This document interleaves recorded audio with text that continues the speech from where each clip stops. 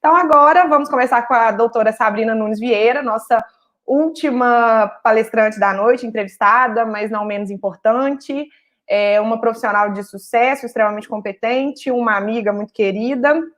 Então, a doutora Sabrina, é graduada em Direito pela Universidade de Juiz de Fora, defensora pública federal, titular do 9º ofício previdenciário da Defensoria Pública da União, em Minas Gerais, coordenadora de projetos especiais da Defensoria Pública da União, membro da Câmara de Coordenação e Revisão Previdenciária da Defensoria Pública, membro do Conselho Penitenciário Estadual de Minas Gerais, especialista em Direito Público pelo Centro Universitário Newton Paiva, especialista em Direito Processual Civil pela Faculdade Damásio.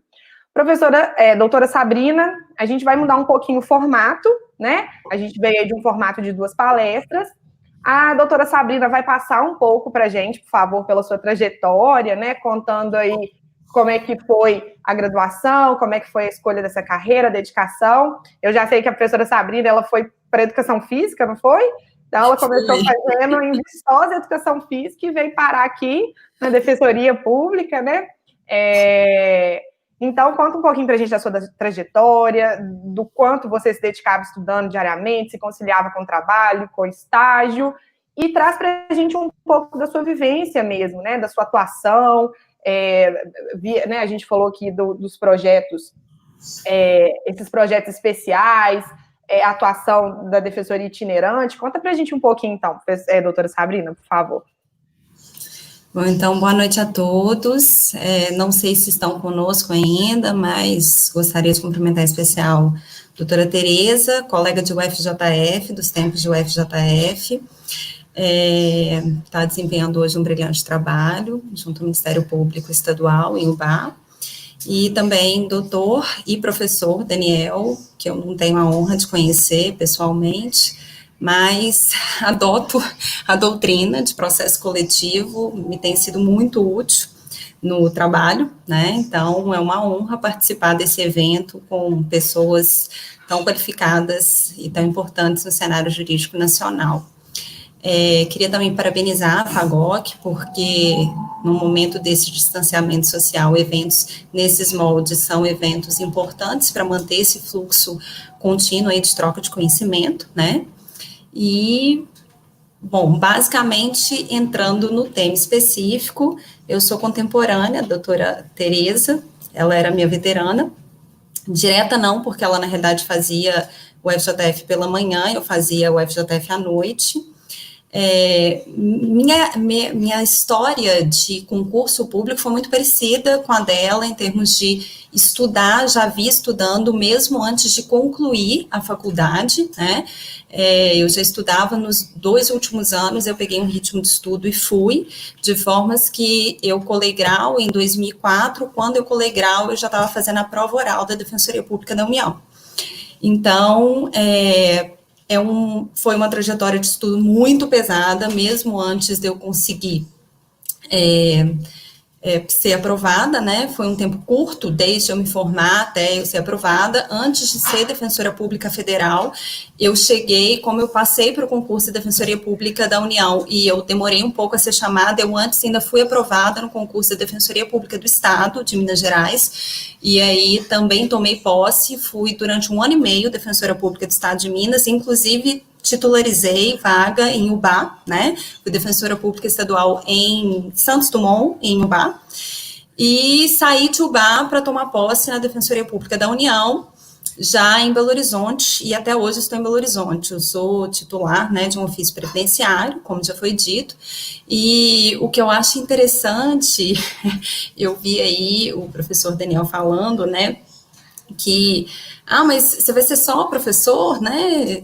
Essas perguntas existem, e aí quando eu passei para a Defensoria Pública, eu precisava lá de algumas assinaturas, né? Uma fase, não sei se ainda existe nos concursos, mas você precisa de uma carta de apresentação, né, de autoridades. E aí eu fui atrás do meu professor de processo penal, que eu era monitora dele, era um juiz estadual, E aí, virei para ele e falei assim, tô precisando da Cachoeira. Ele, nossa, mas você já passou? Eu, já fui aprovada, felizmente. Ele, isso mesmo, menina, começa firme, mas não fica nesse negócio de defensoria não, viu?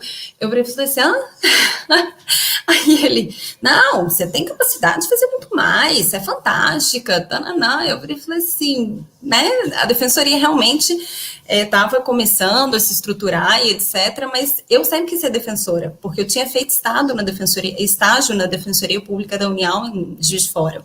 Então, eu me encantei com aquilo e meu sonho era ser defensora, tanto que eu fiz concurso para a Defensoria Pública do Estado de Minas, depois para a Defensoria Pública da União, e aí, assim, naquela época eu falei assim, como assim? Eu falei assim, não, professora, eu quero ser defensora.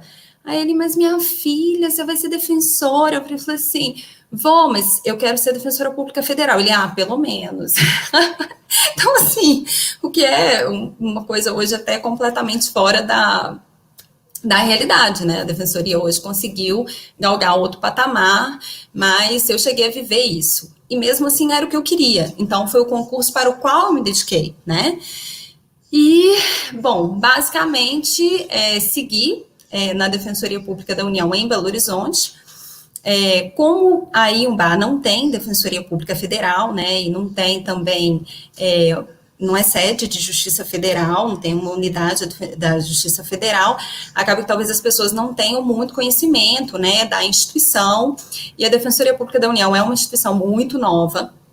Ela vem com a Constituição de 88, para vocês terem uma ideia, o primeiro concurso da Defensoria Pública da União, ele foi em 2001, eu sou do segundo concurso da Defensoria Pública da União, que foi de 2004, né, então é uma instituição muito nova, é uma instituição que carece ainda de estruturação adequada, né, embora nós tenhamos aí já né, um certo reconhecimento nacional, né, sejamos bem remunerados, etc. A gente não possui quadro próprio de servidores.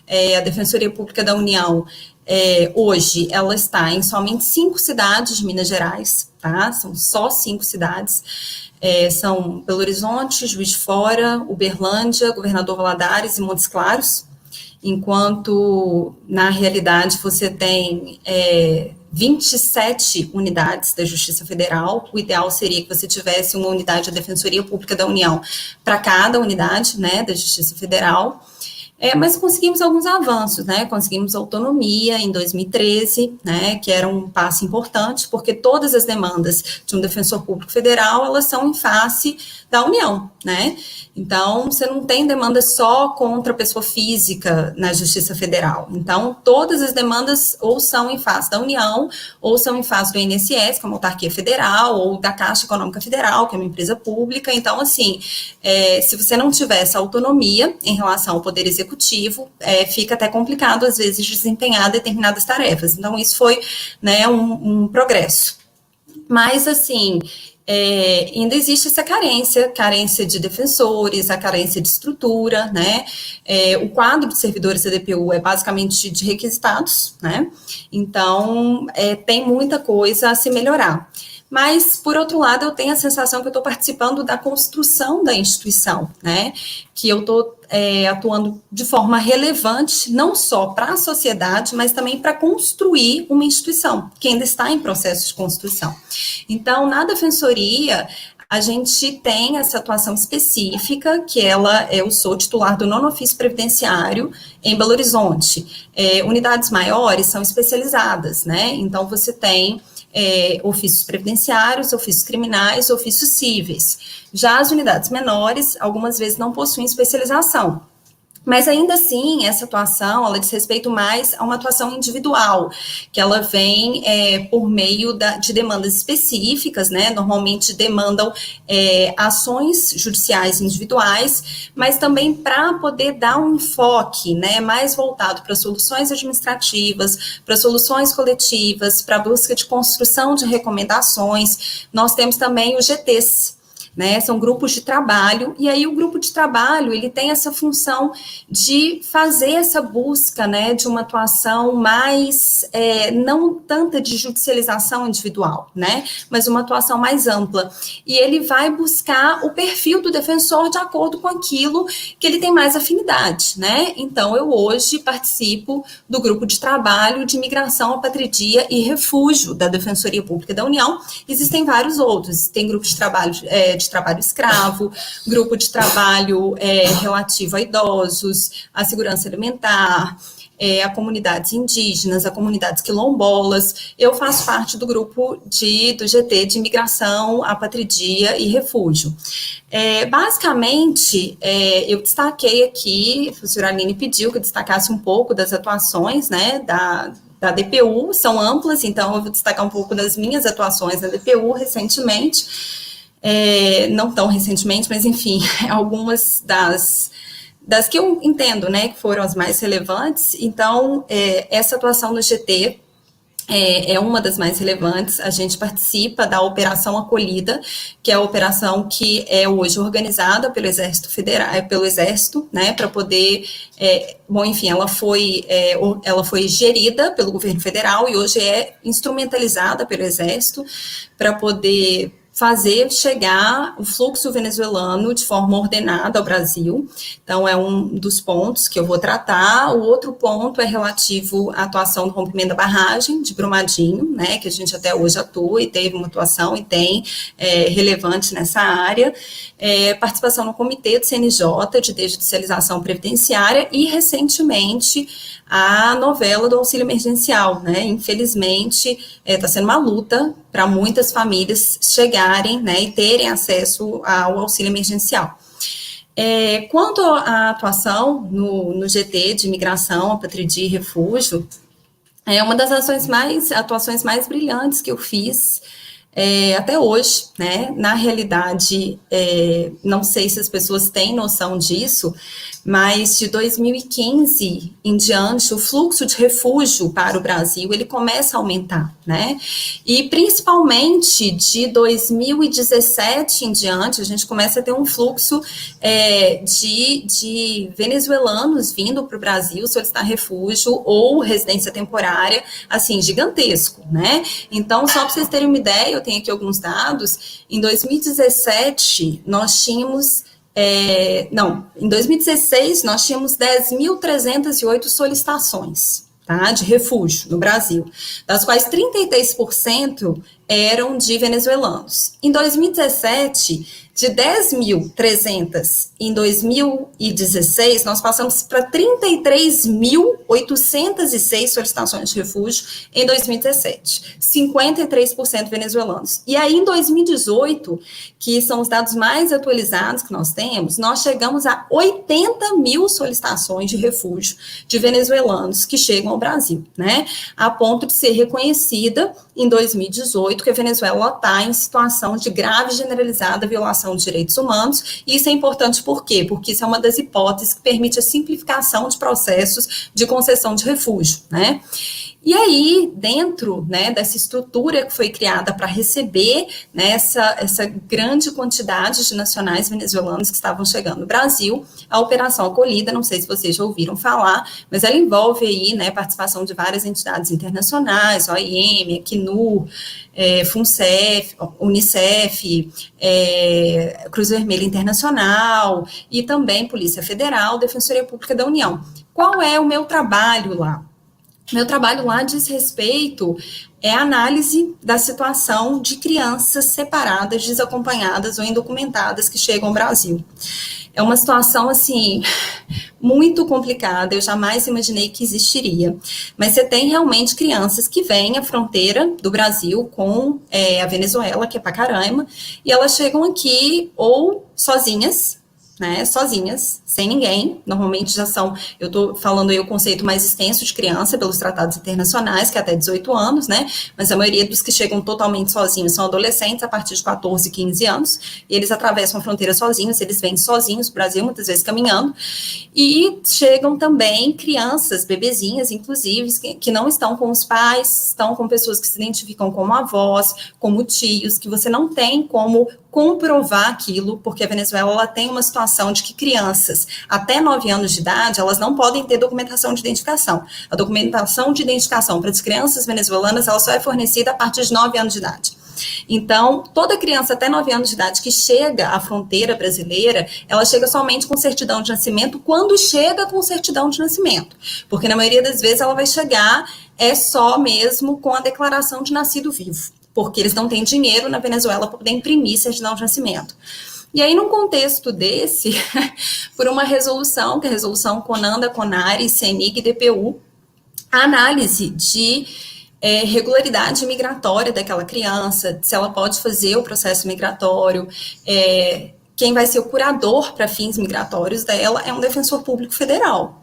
E aí você está ali com uma criança na sua frente, que às vezes você tem uma pessoa que fala que é a tia, que é o tio, que é o avô, que você não tem como comprovar, porque quando elas têm a certidão de nascimento, você ainda tem um problema, porque a certidão de nascimento venezuelana, ela não inclui o nome dos avós, só o nome dos pais. Normalmente ela é escrita, então você tem uma dificuldade horrorosa para poder ler a letra que está lá sendo escrita, e aí está na sua mão dizer se aquele adulto que está ali com aquela criança, ele pode entrar com aquela criança, né?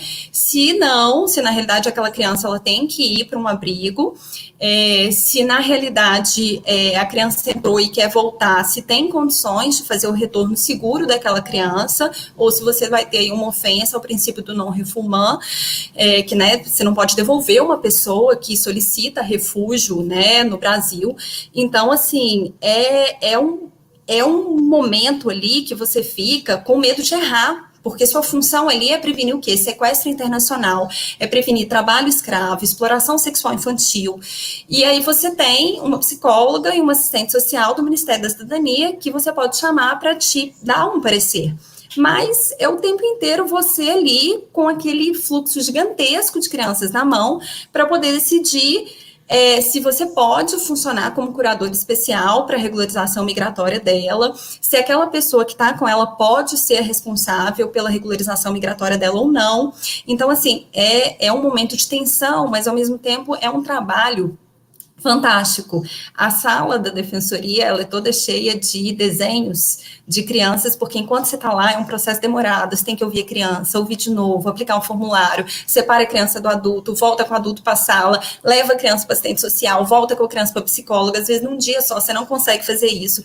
E aí elas vão desenhando, né, porque você dá pirulito, você compra pirulito, porque lógico que você tem que comprar, aí você compra o pirulito, você dá bombom, e você coloca a criança para desenhar, deburra, e aí elas saem deburrando, elas saem desenhando, e aí esses desenhos vão sendo colados na sala da defensoria, e a sala vai ficando toda colorida, e é impressionante, porque elas estão ali naquela situação, que é uma situação assim, tão triste, tão precária, muitas vezes. Tem criança que chega sem comer, chega com fome, chega com o pé machucado, porque chega andou sei lá quantos quilômetros, e ainda assim os desenhos, eles são desenhos tão bonitos, desenhos tão cheios de vida, tão cheios de esperança, tão cheios de alegria, que, assim, é fantástico você ter a oportunidade de trabalhar com isso. Dá até vontade de chorar quando eu lembro dessa atuação. Nós temos, né, os registros desses dados para vocês terem noção.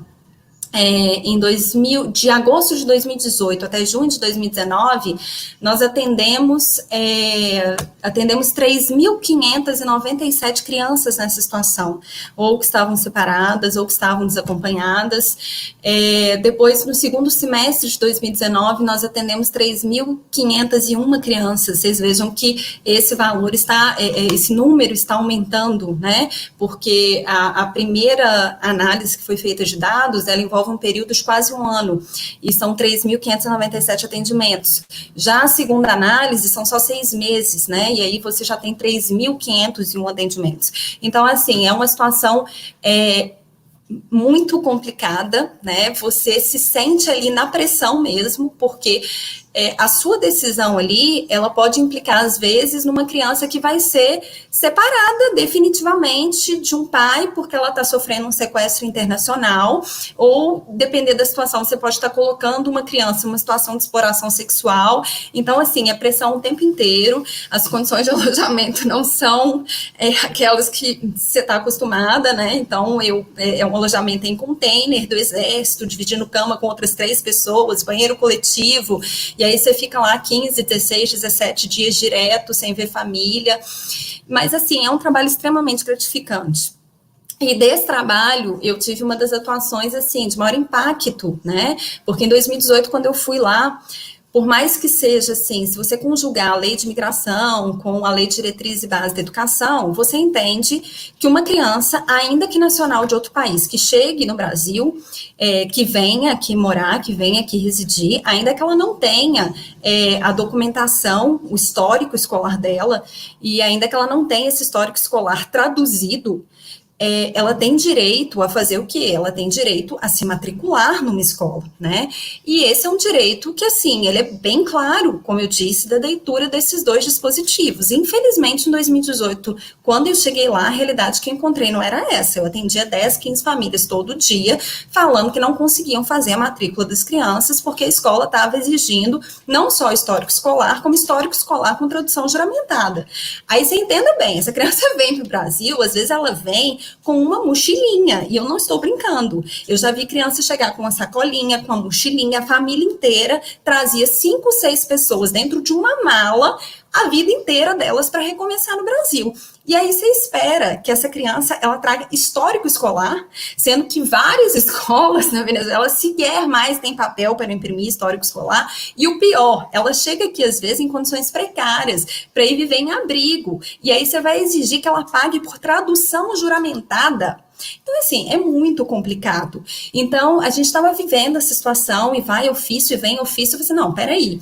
E aí, eu e um colega meu, que estávamos lá nessa época de muita tensão por conta disso, sentamos e falamos assim, vamos escrever uma recomendação para o Conselho Nacional de Educação. Isso tem que mudar, a gente tem que regulamentar isso. E aí escrevemos a recomendação, e aí a gente falou assim, esse negócio vai demorar, né? O Conselho Nacional vai demorar. A gente replicou a recomendação, então, para as secretarias estaduais e para as secretarias municipais.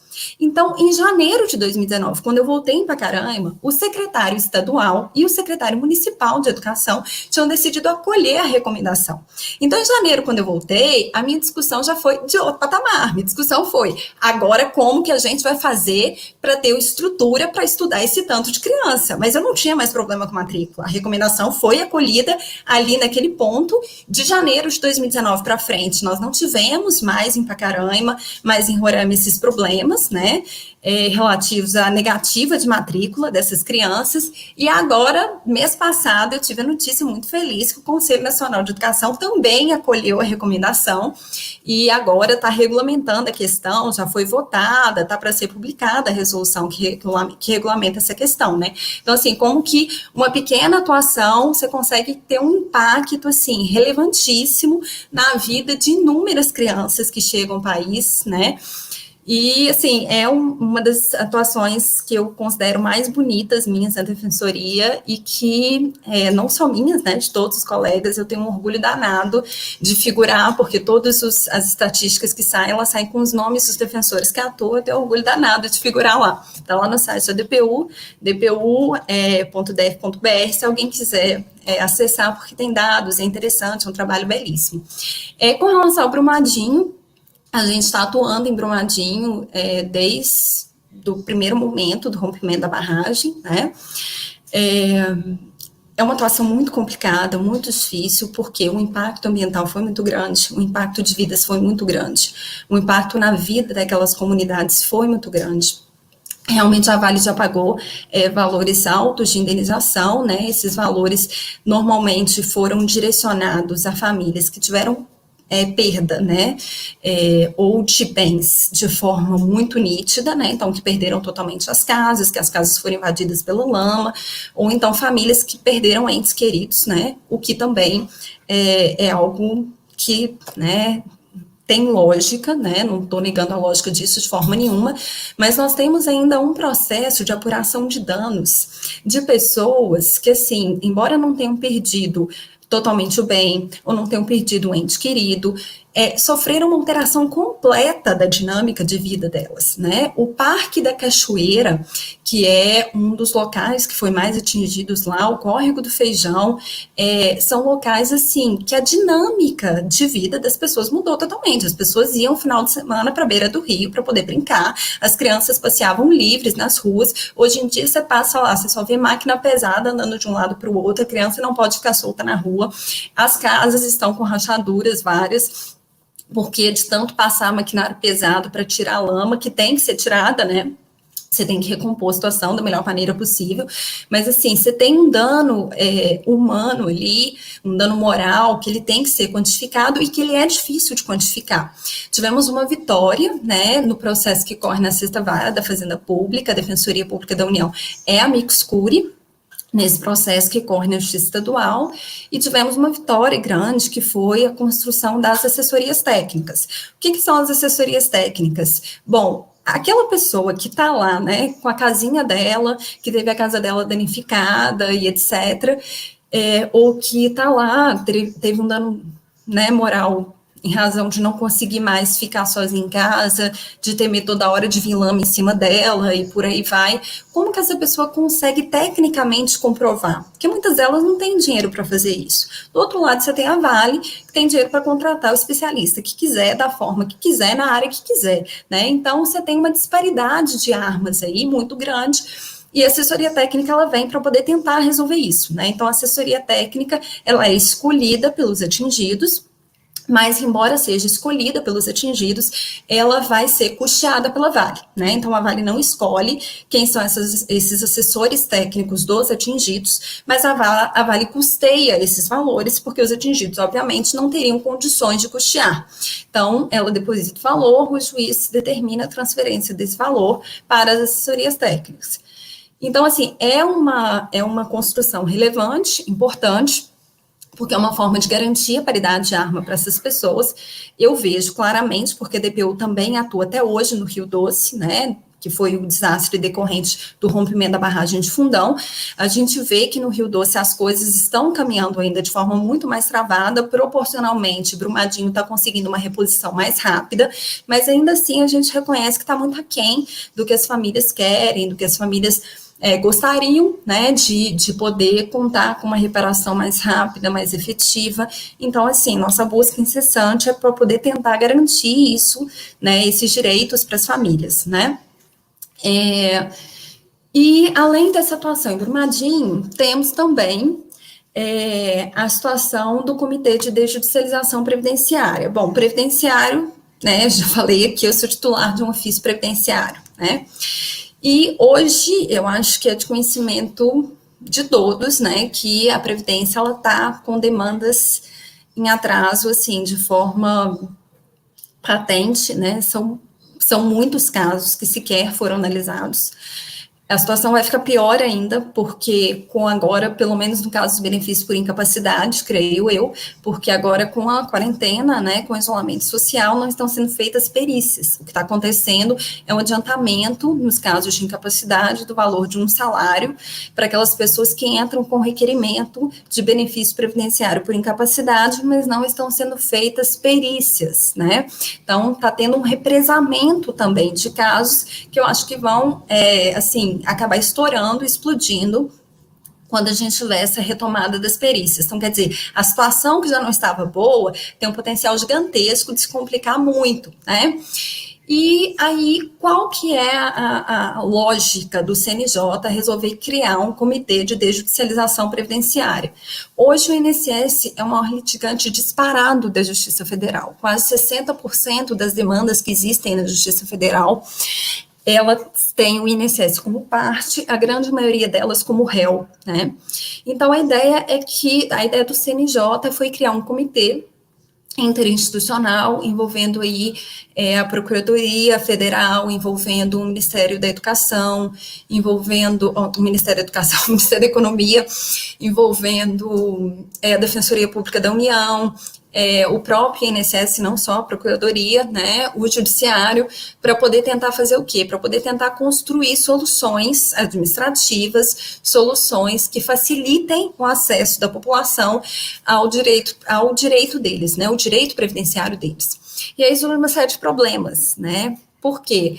O INSS hoje, ele foi sucateado em grande parte, né? Você teve uma saída expressiva de funcionários do INSS que não foram repostos, né? Você não teve reposição desses funcionários. E aí o INSS, ele resolveu fazer uma migração, assim, a toque de caixa, dos requerimentos para o site do Meu INSS. Então, hoje, se você quiser ter algum acesso à Previdência, você tem que ter, basicamente, o Meu INSS, porque pelo 135, que é o telefone da Previdência, raramente consegue, pelo Meu INSS você consegue ainda alguma coisa. Só que você imagina uma pessoa que às vezes não tem internet, ou que às vezes tem internet, mas é uma internet que falha, ou que não tem computador, tendo que criar uma senha do Meu INSS, fazer um acesso ao Meu INSS, e não só né, fazer o requerimento dela pelo Meu INSS, juntar documento pelo Meu INSS, quer dizer, é uma situação extremamente complicada. Dentro dessa realidade, o CNJ criou esse comitê, eu sou uma das representantes da Defensoria Pública da União nesse comitê do CNJ, e a gente busca soluções administrativas. Uma das soluções que a gente alcançou foi o fato de que o Meu INSS, até uns 4, 5 meses atrás, ele era de muito difícil a visualização dele. Você entrava e você não conseguia naquele sistema saber o que você tinha que fazer, como é que você fazia o requerimento, e, enfim, era muito complicado. E aí a gente conseguiu, né, depois de fazer reunião com o INSS, para falar assim, olha, a gente não consegue, nem eu que sou defensora, estou conseguindo entender o que eu tenho que fazer nesse site, e mesmo assim, e olha que eu acesso esse site 6, 7, 8, 10 vezes por dia, imagina uma pessoa que não acessa. Então, assim, e aí o INSS fez uma reformulação dessa estrutura do site, né, tivemos também alguns avanços nas concessões judiciais de benefícios, às vezes você tinha uma determinação de concessão judicial de benefício, o INSS demorava tanto a implantar, toda concessão judicial ela já sai com uma data de cessação do benefício por incapacidade. Às vezes o INSS demorava tanto a implantar que o benefício era implantado depois da data de cessação que estava prevista para ele. Então, supondo, o benefício estava previsto para ser encerrado em maio desse ano. Ele foi implantado agora em junho. Qual que é o problema disso? O problema disso é que a pessoa, se ela quiser pedir a prorrogação de um benefício por incapacidade, ela tem que fazer isso 15 dias antes. Se ela não fizer isso 15 dias antes, ela não consegue pedir mais a prorrogação desse benefício. Ela tem que esperar 30 dias para poder pedir outro benefício. E aí a gente tinha esse problema, porque o juiz mandava implantar, punha uma data de cessação, o INSS não conseguia cumprir a decisão dentro dessa data de cessação e a pessoa não conseguia pedir a prorrogação daquele benefício. E aí, o que a gente conseguiu também? A gente conseguiu, dentro da construção, no âmbito do CNJ, que toda vez que o INSS ele não conseguir implantar um benefício a tempo da pessoa conseguir pedir a sua prorrogação, então ele é obrigado a estender esse benefício automaticamente por mais 30 dias, além do que estava previsto para a cessação, para que a pessoa consiga fazer o pedido de prorrogação. Ah, parece que é pouca diferença. Não, não é. Primeiro que para quem fica um mês sem receber, não é pouca diferença.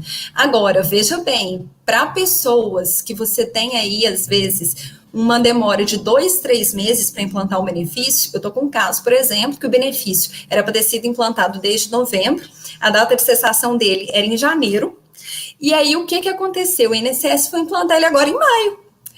E eu virei para o juiz e falei assim, olha, esse benefício foi implantado por um acordo, o acordo previa que essa pessoa tinha direito à capacidade, à possibilidade de pedir de prorrogação, do jeito que ele foi implantado agora, não tem mais jeito de pedir prorrogação. Então, faça-se cumprir o acordo e implante agora, com 30 dias ainda, para ele poder pedir a prorrogação. Esse foi um dos casos que ocorreu antes de sair esse acordo do CNJ. Então, vocês vejam a diferença, né? Então, são atuações que a gente busca que sejam atuações administrativas, atuações pela via coletiva, atuações por meio de recomendações, a fim de se atingir um objetivo que não necessariamente passa por uma judicialização exacerbada, né? E aí é um desafio, porque você tem aí um comitê interinstitucional, né? Você está ali tratando com membros do judiciário, com membros né, do INSS, da Procuradoria, então, assim, cada um mostrando o seu lado.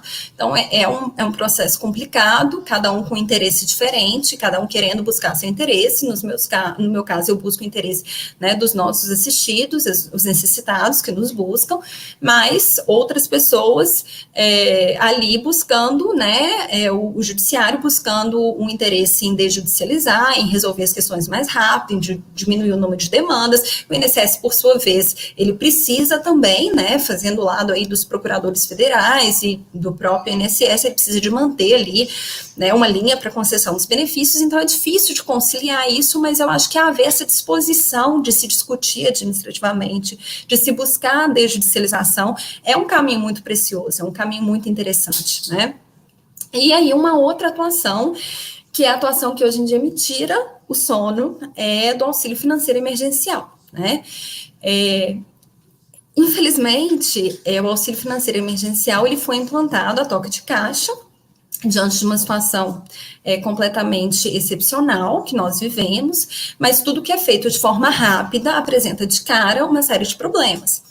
E aí, assim, aquela falta de estrutura plena que eu disse no início, esse processo de construção institucional que eu falei no início, ele acaba sendo um processo que agora está mostrando a sua cara, né? Por quê? Porque quem atende a pessoa que não consegue um benefício assistencial? Vamos lá, o benefício assistencial ele é de R$600, né? Se a pessoa for mãe, que é a única responsável familiar, 1.200. Vocês acham, sinceramente, que essa pessoa ela tem condições de pagar um advogado para poder ter o benefício dela garantido? Não, ela não tem. Né? A grande maioria delas não vai ter. Então, essa demanda, ela vai ser quase que em sua integralidade absorvida pela Defensoria Pública da União, que não tem toda a estrutura que deveria ter. Então, o que acontece? Na atualidade, eu estou recebendo pedidos de UBA, pedidos de Viçosa, pedidos de... Nossa, Ouro Preto, Ouro Branco, Teófilo Otoni, enfim, todos os locais que a Defensoria hoje não existe, todas as pessoas estão direcionando esses casos de não atendimento, né, da concessão do benefício, de indeferimento do benefício, ou de não análise do benefício, para a Defensoria Pública da União em Belo Horizonte. Então, assim... nós estamos tendo uma demanda que a gente nunca trabalhou com nada perto do que está acontecendo hoje, né? Só para vocês terem uma ideia, a gente faz estatística mensalmente, e agora, no início de junho, para começar junho, nós tínhamos 390 processos que a gente sequer tinha conseguido, procedimentos de assistência no âmbito da Defensoria, que a gente sequer tinha conseguido abrir. Ou seja, eram pessoas que tinham procurado a Defensoria e que a gente não tinha dado conta de sequer fazer aquele caso chegar num defensor, pela quantidade absurda de demanda que a Defensoria tem hoje nesses casos de auxílios emergenciais, né? E aí, o que acontece?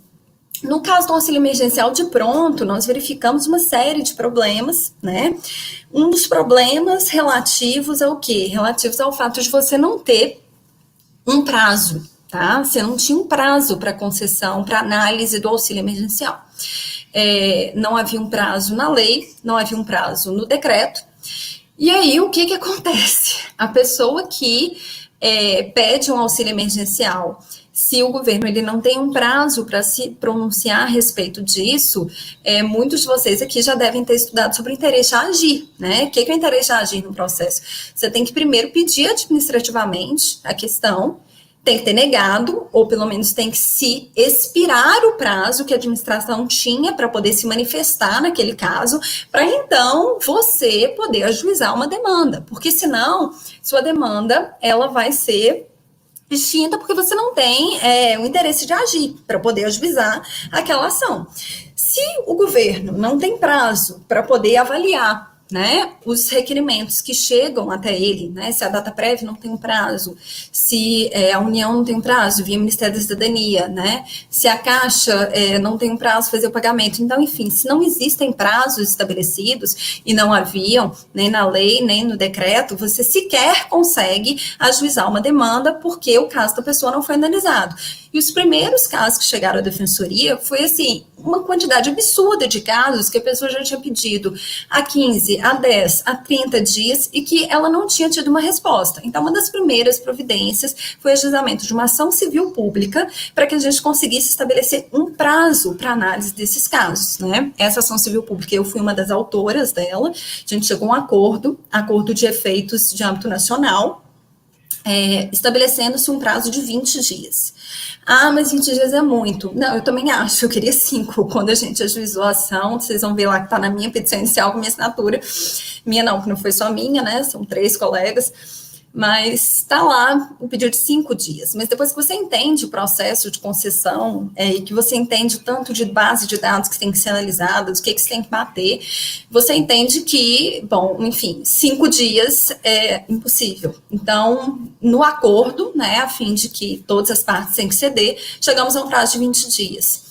Não imagino, o que eu queria, nem o que todo mundo que está pedindo um benefício assistencial queria, mas pelo menos agora nós temos um prazo, e um prazo que vale nacionalmente por um acordo que foi celebrado entre o Ministério da Cidadania, entre Dataprev, Caixa Econômica Federal, Defensoria Pública da União, de uma ação que eu sentei ali para poder escrever. Então, é relevante demais quando você vê o seu serviço tendo esse impacto de âmbito nacional, né?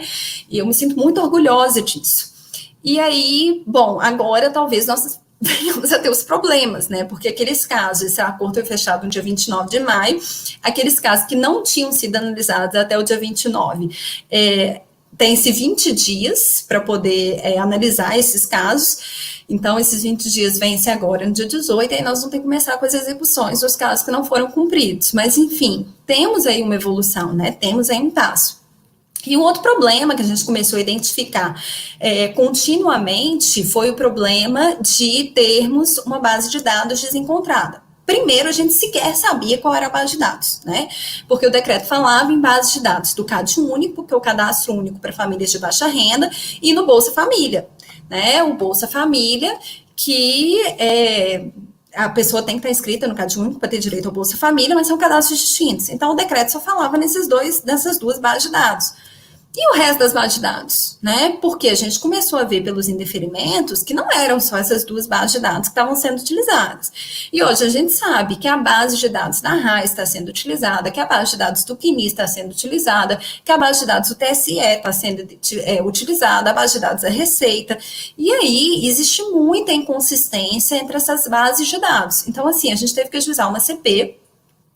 Aí foi uma CP junto com o Ministério Público, em consórcio ativo com o Ministério Público, para entender que base de dados eram essas e para poder tentar estabelecer uma ordem para análise dessa base de dados.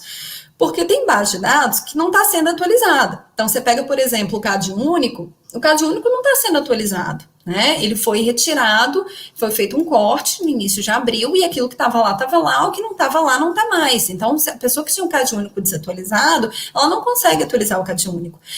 No caso da RAIS, a RAIS, ela foi entregue agora em abril. Então, você tinha gente que estava empregada no passado, já tinha sido demitido, mas ainda constava empregado na RAIS, porque você estava com a RAIS do ano anterior. A RAIS foi atualizada agora em abril. Então, assim, eram pessoas que várias pessoas tiveram auxílio emergencial negado por essas inconsistências de base de dados, que nós demoramos aí um tempão para entender quais bases de dados que eram. E aí, a partir do momento que entendemos quais bases de dados que eram, estabelecer ali como que ia se processar essa base de dados e estabelecer ainda a necessidade de se realizar uma atualização dessa base de dados, né? Então, por meio dessa segunda CP, chegamos também num acordo aqui em Belo Horizonte, que também é de efeitos nacionais, né? Passou-se a estabelecer que o CNIS vai ser a base de dados, que vai ser atualizada mensalmente, e que o CNIS são os registros que as pessoas têm no INSS, né? Toda pessoa que já teve um vínculo laboral, esse vínculo fica registrado no CNIS, né, que é esse documento do INSS, e aí ficou estabelecido que o CNIS vai ser essa base de dados, né, que vai ser atualizada mensalmente, e que as atualizações que constam no CNIS vão ser elas que vão sobressair sobre outras bases de dados, como, por exemplo, a atualização da RAIS. Então, uma pessoa que estava desempregada no momento, né, da publicação da lei, ou até posteriormente, porque a lei não estabelece essa diferenciação, ela passou a poder fazer um novo requerimento, né, para poder, com base numa base de dados atualizada, que passou a ser utilizada, ter o caso dela reapreciado. Então, assim, são vitórias, né? Com base nisso, a gente estima que temos aí mais de 5 milhões de benefícios que talvez sejam reconhecidos administrativamente. E, assim, isso é uma vitória, né? São pequenas vitórias, não tão pequenas, porque você pensa aí, né, que você está auxiliando um grande número de pessoas por meio de uma única ação, né, coletiva. Mas, enfim, são as pequenas vitórias de uma defensoria em construção, né? E aí, já estou encerrando aqui a minha apresentação. Foi interessante demais ser chamada hoje para poder falar, porque eu tive que pegar um pouco da minha história, né? E do que eu faço na minha carreira, porque até mesmo depois que você se forma e que você escolhe uma carreira, dentro da sua carreira você também acaba tendo possibilidades de atuação, né? Igual eu disse, você tem o GT MAR, né, que é o GT de Migração, Apatria e Refúgio, mas você tem o GT de trabalho escravo, né, você tem o GT de idoso, né, eu poderia estar num ofício criminal, por exemplo. Então, assim, até depois que você se forma, você acaba fazendo escolhas dentro da sua carreira, né? Então, eu tive que fazer um retrospecto para poder estar aqui hoje conversando com vocês da minha carreira. Não só da minha carreira, como também da vida prévia à carreira, né? E eu, assim, vi que eu sou muito feliz sendo o que eu sou, fazendo o que eu faço. Eu acho que, assim, é relevante. No dia a dia você vai trabalhando e vai aparecendo problema, e você resolve, aparece outro, você resolve, você vai tocando a vida, e você vai fazendo aquilo, e você perde a noção do que você está fazendo, do que você construiu profissionalmente, né? E eu tive a possibilidade agora de rever isso, de chegar a uma conclusão que realmente não só a escolha lá atrás foi certa, e isso é muito importante, porque estou eu aqui hoje, defensora pública federal há quase 14 anos, com mais quase 2 anos de defensoria pública estadual nas costas, e dizendo que eu entendo que meu trabalho é relevante para a sociedade, é relevante para mim, me faz ser uma pessoa melhor, e eu fico olhando, e aquele tempo todo de estudo que eu já tive, e o tempo todo de estudo que eu tenho ainda hoje, né? Porque imagina, reforma da Previdência, eu trabalho no ofício previdenciário, vocês imaginam, reforma da Previdência, o tanto que eu já não tive que estudar, né? Então, assim, essa ideia também de que vou estudar, e depois vida mansa porque sou servidor público, sai dessa, porque essa não é uma realidade, não é mesmo, entendeu? Então, assim, eu estudo hoje muito também, e aí, tudo bem, mas você não estuda o mesmo tanto. Não, você não estuda o mesmo tanto, mas você tem que trabalhar e estudar, então, assim, não é fácil. Mas, assim, eu vejo que aquele tanto de estudo lá de trás e o estudo que eu faço hoje me conduziram por um caminho muito bom. É muito importante você ver que com aquilo que você estudou para ser, né, com aquilo que você estudou para ser, eu estudei para me formar em direito e depois estudei para ser uma defensora pública.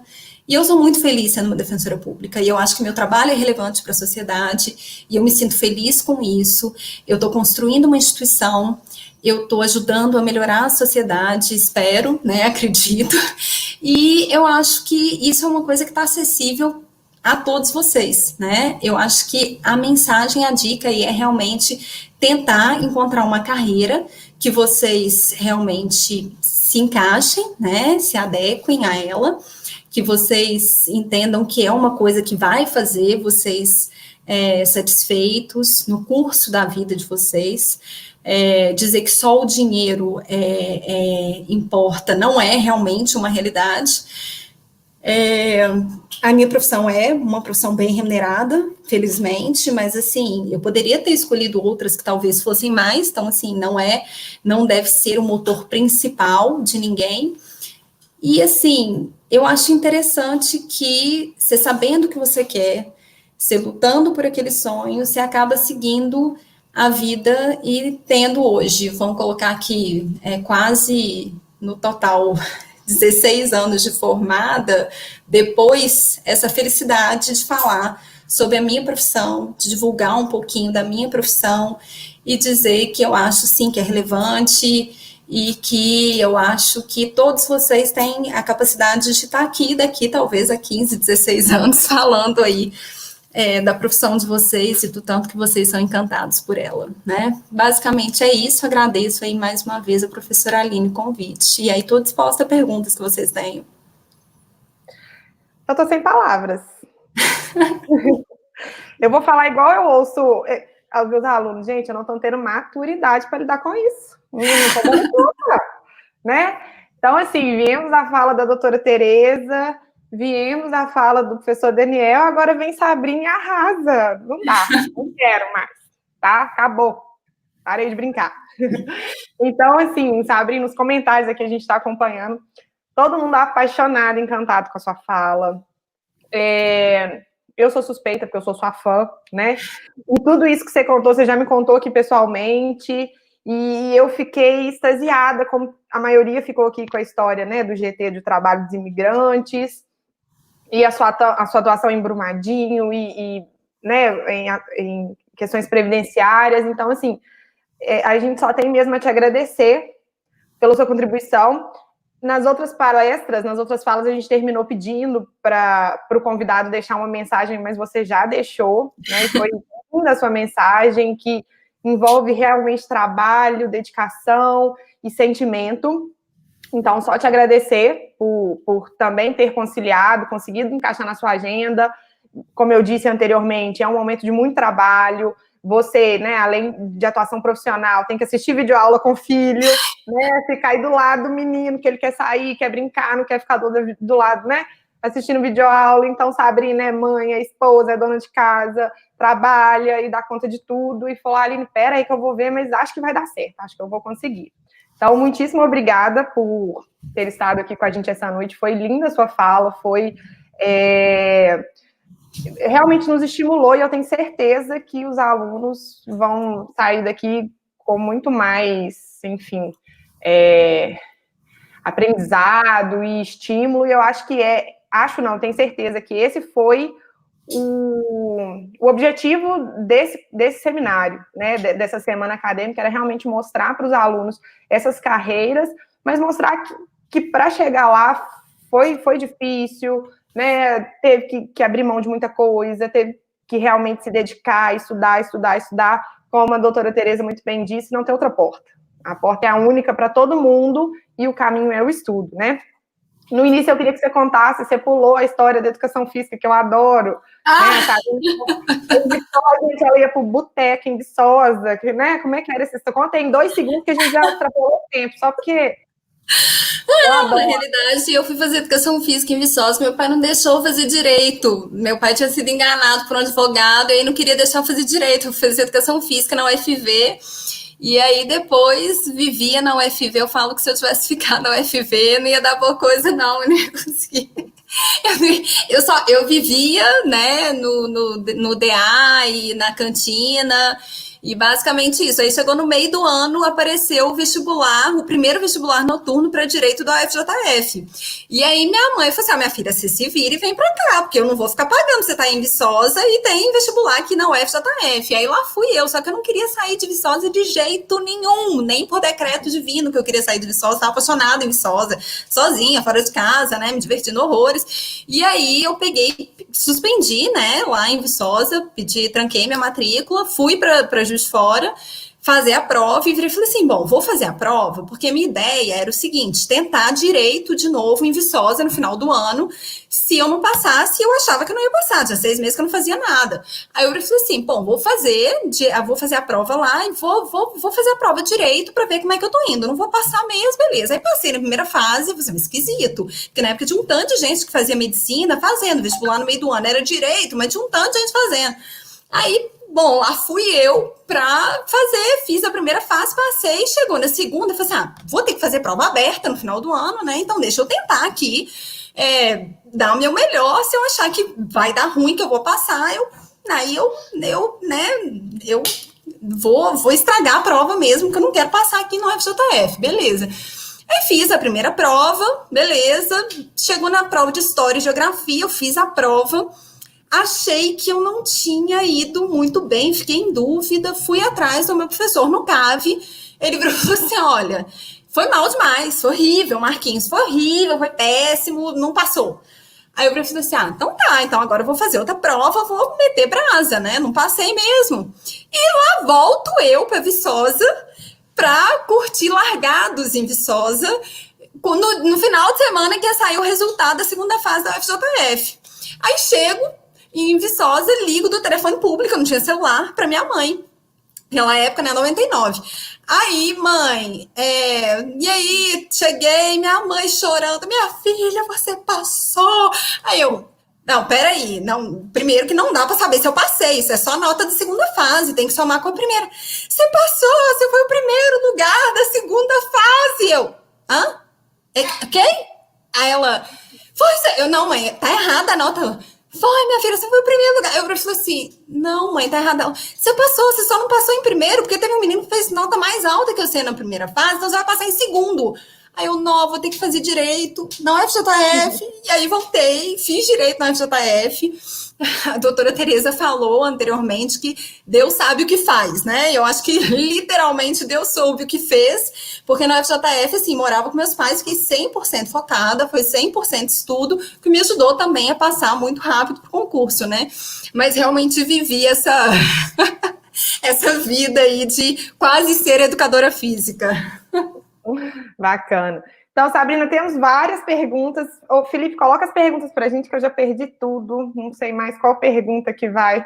Obrigada, Felipe. Inclusive, queria registrar nossos agradecimentos, cumprimentos pelo Felipe, que nos ajuda, né? O Felipe da comunicação. Muitíssimo obrigado, Felipe. A gente virou seu fã e você nos ajuda muito, torna possível esses eventos, né?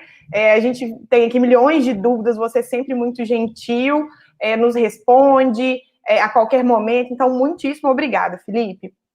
Então, vamos lá. Como é feito a distribuição desses imigrantes para inseri-los na sociedade em relação ao trabalho, moradia, saúde, tendo em vista o atual momento que o Brasil passa? Conta um pouquinho para a gente, Sabrina, por favor. Hoje a fronteira está fechada, né? Já tem um tempo, desde o início da pandemia, a fronteira foi fechada, então, assim, o fluxo é bem pequeno.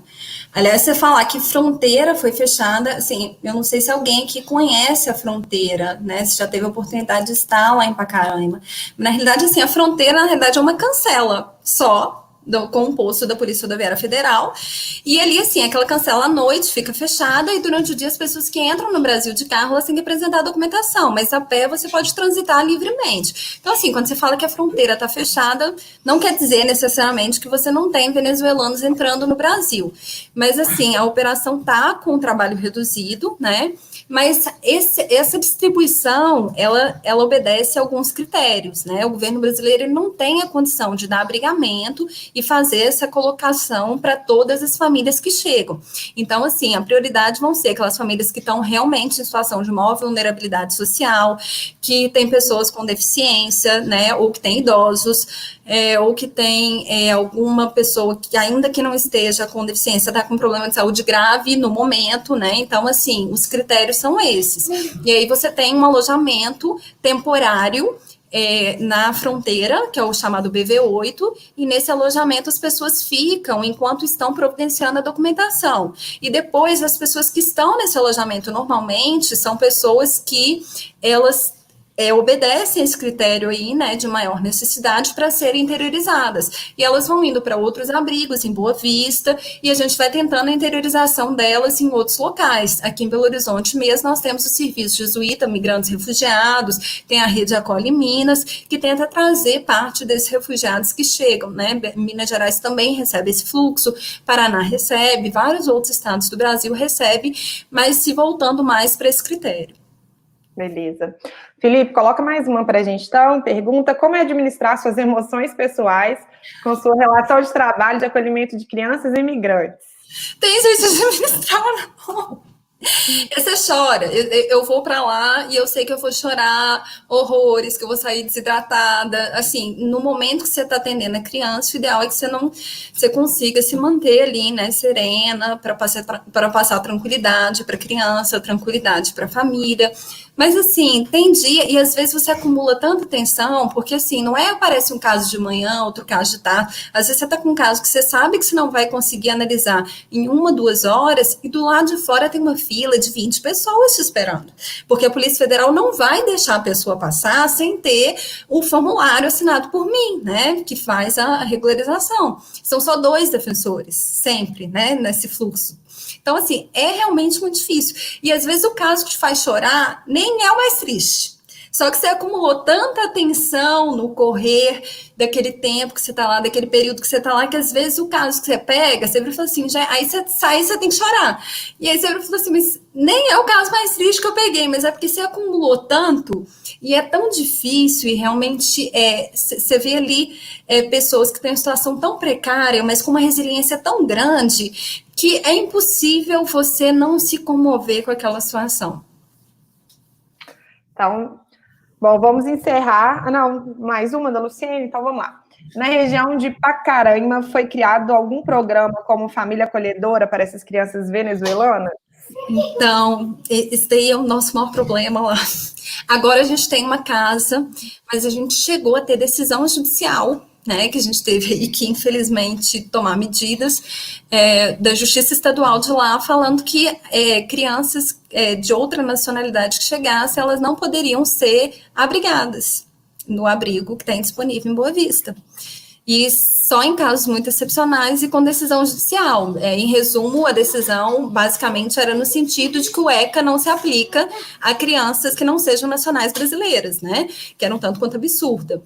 O programa de família acolhedora foi tentado, as famílias em Pacaraima são extremamente pobres, e não tem condição, muitas vezes, de assumir esse encargo, mesmo as famílias que são brasileiras. Existe também uma resistência, infelizmente é uma questão que tem que ser dita, né? Principalmente na região de fronteira, nós temos relatos inúmeros de xenofobia, então existe uma dificuldade também nesse sentido. Havia um abrigamento por parte de uma igreja, tá?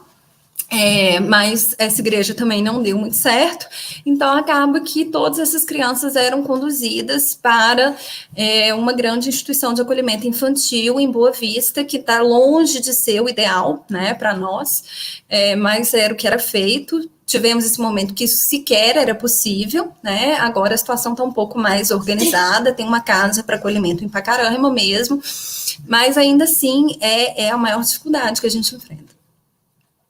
Então, obrigada. Gente, só para também... o evento ao vivo, assim, em home office, mostra a realidade. Eu tô achando que a Alexandre tá aí do lado, não tá? Exatamente! Exatamente! A Alexandre tá aqui do lado, e ele manteve muito quietinho, mas ele tá aqui a mãe deve estar assim, ó, quase... Que eu já gravei vídeo aula, o Igor ia chegando e eu parei a falar e eu pus a mãozinha só assim para ele não chegar na câmera, porque senão eu não ia a aula toda, né? Não, isso é porque teve toda uma conversa antes. Meu filho não pode falar. Meu filho, você fica quieto, porque o videogame tá aqui em cima, então eu tô do lado do videogame. Então realmente, o home office é isso aí. Pois ele tem que se virar mesmo e dar conta de tudo, né? Casa, marido, filho, trabalho. Então, bacana demais demonstrar até esse lado da realidade mesmo. Foi super inspirador. Então, Sabrina, muitíssimo obrigada. Vou passar a palavra agora para a Luciene, que vai encerrar o evento. Foi linda a sua fala, foi inspiradora, foi enriquecedora. Muitíssimo obrigada. Mando um beijo aí para o Alexandre, para a Adalto. Esperamos vocês aqui em Ubá de novo. Todos também. Beijo.